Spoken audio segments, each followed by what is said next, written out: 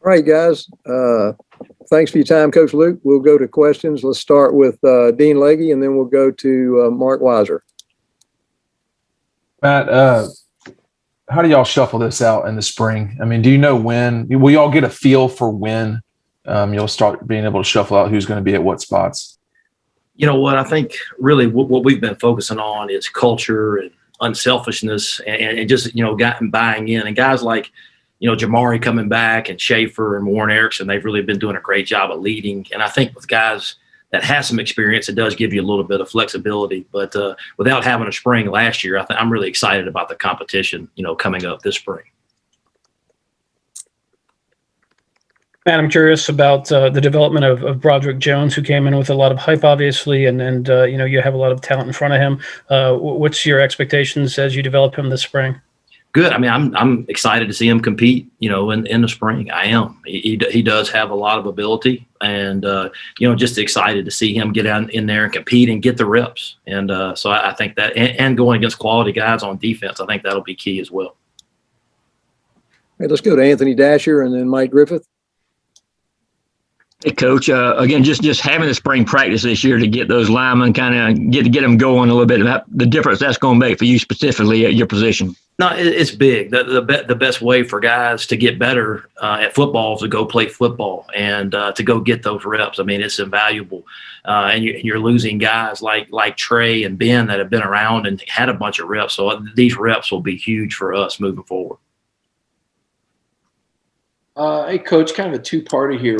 One, I guess sitting out here on the sideline, we just look at it and say, boy, he's got a lot of 5-stars. There ain't no way that kind of struggle. And the second one was the shuffle for the bowl game. Looking back on how difficult was that to shuffle that line in that shorter period of time for the bowl?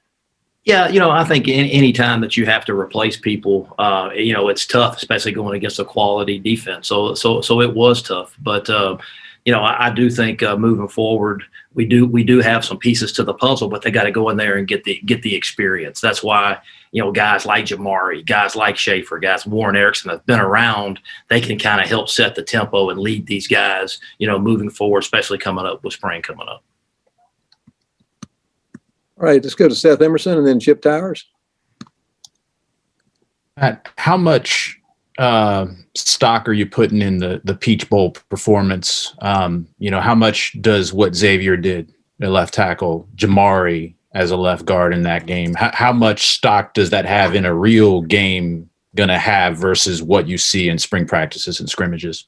Well, to me, that it was just a starting point, and now you move forward, and you got 15 practices in the spring, and you got all summer, then you got all fall camp. So, it is some experience that like for Xavier, he got his feet wet, but you're looking to build off that in these practices, and obviously summer and fall camp. So you're excited that you can really build off that experience. Coach, you've coached offensive line for a long time. I wonder if you can put in perspective, because you just in this brief time we talked about so many different options that you have. Is this as deep as you've dealt with, or there's a lot of different ways you can go? Is that more than you're accustomed to, or is it about the way it is every spring? I think. Anytime you have some flexibility with guys like Jamari that can play multiple spots and Schaefer and Warren that can play multiple spots, it gives you some flexibility. And then obviously competition is huge, at every position. So anytime that you have competition, I think that's what makes Georgia special, is the ability to have competition at those positions. It makes everybody better. All right, let's go to Jake Rowe and then Jed May. Coach Luke, I wanted to ask you about working with Todd Monken, and I know amongst the coaching staff, the word potential is probably thrown around quite a bit, but it's something that doesn't get mentioned to us very often. You guys don't want us to blow it up or whatever, but working with him, seeing what he likes to do offensively, seeing the talent you guys have coming back, how do you feel about the potential of the offense and the potential of Coach Monken to kind of get the most out of it? Yeah, I've really enjoyed being around Coach Monken. Obviously, I've known of him in coaching circles for a long time, but just very impressed with how he kind of sets everything up. He's very, very intelligent. He coaches with passion and energy, and just it's been really, really good to get around that pro style, and I've learned a lot. in the short time that we've been together, and it's only going to get better moving forward. So that's what I'm excited about. Hey, Coach Luke.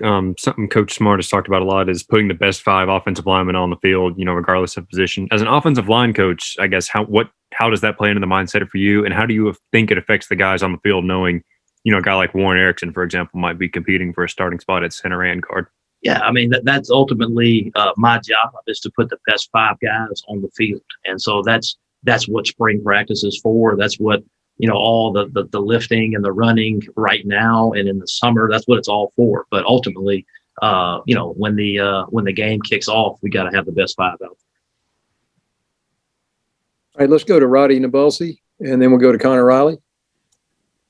Coach, can you give us a little bit on Amarius Mims? I know you haven't been able to have him practice yet, but there's been a lot of buzz coming about him. And a second question, by my count, I think you have 3 or 4 state championship wrestlers on your team. How much do you think that wrestling preps these guys for fighting in the trenches? Well, first off, the wrestling part, I think there's a lot of good hand-to-hand combat, leverage, toughness, quickness, all those little things. There's a lot of carryover from wrestling to O-line. So that is something that kind of does go hand in hand. And as far as Marius, I'm really, really excited about him, and just he's handled his business. You got to think about him. He should still be, probably getting ready for senior prom, but he's here working, and just really excited to see how he does in spring ball. Hey, Matt, what position do you think Jamari Sawyer is best at, and how important is his flexibility, as you say, to unlocking the best possible combination you guys can have on the offensive line? His not only his flexibility, but his leadership. I think that's huge. Coach Smart has done a great job this offseason, preaching unselfishness, preaching about culture. And Jamari is a huge part of that with him coming back. And his flexibility, he's going to play guard and he's going to play tackle. So his flexibility, based on how some of the other pieces do, it does give you some flexibility and competition. All right, we've got time for maybe just one more question. Let's take that from Palmer. Yeah, Coach. Warren McClendon is a guy who developed a lot over the last season. What are your expectations for him going into this next year? I just want to see him build off, what he started. He got a lot of experience. He played a lot of football last year, and just really build on that, getting bigger and stronger in the off season, and then improving this spring and the summer and then fall camp. So just, he built a solid foundation this year. So now let's take the next step. All right. Thank you, Coach Luke, for your time. Appreciate it. Thanks everyone for calling in. And please remember at 1:30, jump on the women's basketball call with Joni Taylor. Thanks, everyone.